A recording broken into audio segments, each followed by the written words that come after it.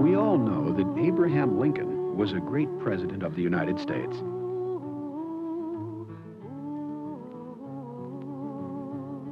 Many photographs were taken when he was president, but photography hadn't been invented when he was a boy, so we don't have pictures of him then. But what if there was a picture album of Abraham Lincoln's life? And in it were pictures of him in the years before he was grown up. Our album about Abraham Lincoln would probably have a picture of a log cabin. He was born in one in 1809 in Kentucky. And there would be pictures of what Kentucky looked like at that time, the forests and the rivers, hills and mountains. And there would probably be a map to show where they lived in Kentucky across the Ohio River from Indiana. Indiana wasn't a state when Lincoln was born, but it did become one in December of 1816 when Lincoln was almost 9 and on his way there with his family. That's when he had to cross the Ohio on a ferry. Abraham Lincoln would always remember that trip to his new home as one of the hardest experiences of his life. Crossing the river was probably the most dangerous part of the trip. The river was wide and deep, with fast currents. The man ferrying them across probably was good at his job, but it wasn't just the danger of the trip that made it so hard for young Abe. It was a very sad trip for him.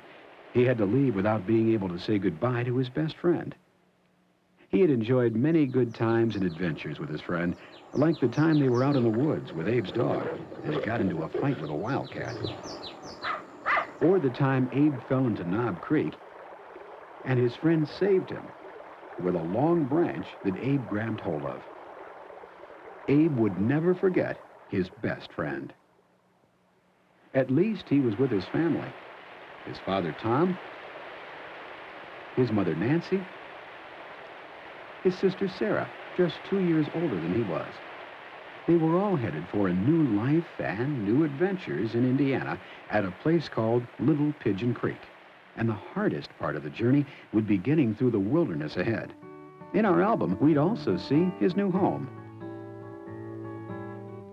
and the woods that were all around, and the land that was cleared, and the little creek. And we'd also see what was so important to Abe that first year in Indiana, the mill, where Abe took corn to be ground into flour. There were always a lot of people waiting their turn to hitch up their horses to the millstone and grind their corn into flour. Abe made many friends here. He liked talking to people, sharing news and stories. People liked talking with Abe, too. His ability to get along well with people, to like them and be liked by them, and to be able to tell a good story were traits that would stay with him as he grew up. In that first year in Indiana, we'd see pictures of Abe chopping wood because his father taught him how to use an axe. There were trees that had to be cut down, logs that had to be split for fences, a new cabin that had to be built, cleared fields that had to be plowed and planted. During this first year in Indiana, in the autumn of 1818, a terrible thing happened to the Lincoln family. Abe's mother, Nancy, died of what they called the milk sickness. It was caused by drinking milk from cows that had eaten certain poisonous plants. People didn't know about the poisonous plants then. Abe helped his father build his mother's coffin. And so, when Abe was 9 and his sister Sarah 11, they were without a mother. Grieving over their mother's death brought them closer together. The next year was a hard one for the Lincolns. Sarah had to do all the work that a grown woman was expected to do in those pioneer days. And Abe worked with his father, Tom, in the fields. Working helped ease the sorrow they all felt. But the pictures from the year 1819 would show a much happier family. Tom Lincoln had gone back to Kentucky and married a widow, Sarah Bush Johnston, and then brought her and her 3 children back with him a few weeks before Christmas. She was a kind, loving woman who would be a good mother to Abe and Sarah. She encouraged Abe to learn as much as he could. His best teachers were books. Books stimulated Abraham Lincoln's imagination. He would read Aesop's Fables, Robinson Crusoe. He'd read stories about real and imaginary people. Among them would be people who had shaped the history of the United States, like Benjamin Franklin. And he would read of one man who would become a hero for him, George Washington. Abe educated himself by reading every book he could find. Some people said he mastered what he read by putting it into his own words. Now, the pictures in our album would show life in the wilderness.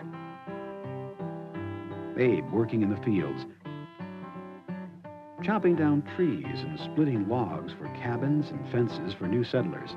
All the different kinds of jobs the growing Abe Lincoln did during the next few years on his family's farm and on neighbors' farms. And so young Abe worked and grew taller and stronger. He became well known for his strength and his skill with an axe. By the time he was 14, he was nearly 6 feet tall and very popular in his community.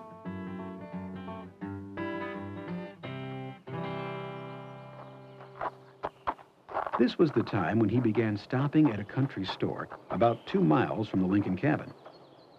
People who came to the store enjoyed listening to the stories that 14-year-old Abraham Lincoln told. They enjoyed talking with him and hearing what he had to say. People talked about politics and discussed what was in the newspapers. Sometimes he even worked in the store for the owner. People in pioneer communities all around became acquainted with young Abe Lincoln and liked him. And so the pictures in our album will show time passing, people working, Abe growing up. When Abe was 18 years old, there was another great tragedy in his life. His only sister, Sarah, died. He mourned her loss deeply. That year of 1828, another event occurred that would have an important effect on Abraham Lincoln's future. He built a flat-bottomed boat called a scow. He carried people and their baggage from the Indiana shore of the Ohio River out to the steamboats waiting for them in midstream, where the river was deep. And from the boats, back to shore. But the owners of a ferry boat from the Kentucky side of the river felt he was competing with them unfairly, so they took Abe to court. It would have been illegal for Abe to have taken passengers all the way across the Ohio River from Indiana to Kentucky. But Abe convinced the judge that he was carrying passengers only to the middle of the river, so he wasn't breaking any law. This experience got Abe very interested in law and the courts. And he would row across the river and attend the court frequently in Kentucky when it was in session. Abe's interest in the law would eventually lead him to become a state representative, and later, a lawyer. A year later, when Abe was 19, he made his first trip down the Mississippi to New Orleans. A storekeeper hired him to move some goods down the river to be sold in New Orleans. Abe went with the man's son. This was his first experience in a great city.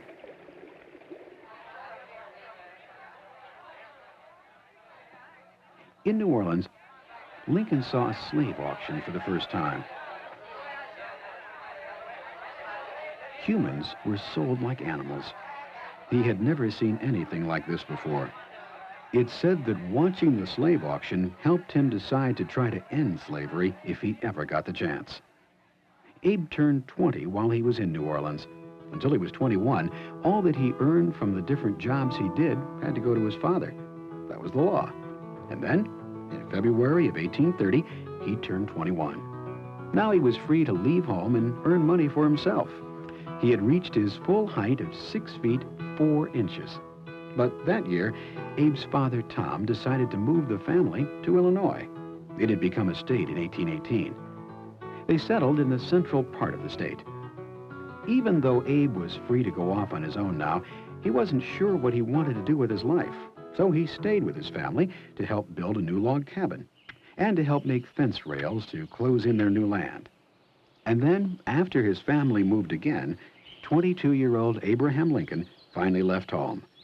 He set off with his stepbrother and a cousin for nearby New Salem, Illinois, to take a job at a store. His boyhood was over. Now Abraham Lincoln was a man. He had no clear idea of what he wanted to do with his life. He thought of himself as homely and awkward, but he had learned to laugh at himself, and that helped make him popular with many people. He would keep educating himself by reading and talking with people who had a wider experience than he did. He believed in himself and in what he could do. Although he was modest, he was very ambitious. But in this year of 1831, when Abraham Lincoln was 22 years old, he had no idea of how far his ambition would take him. He had no idea that one day he would become the 16th President of the United States.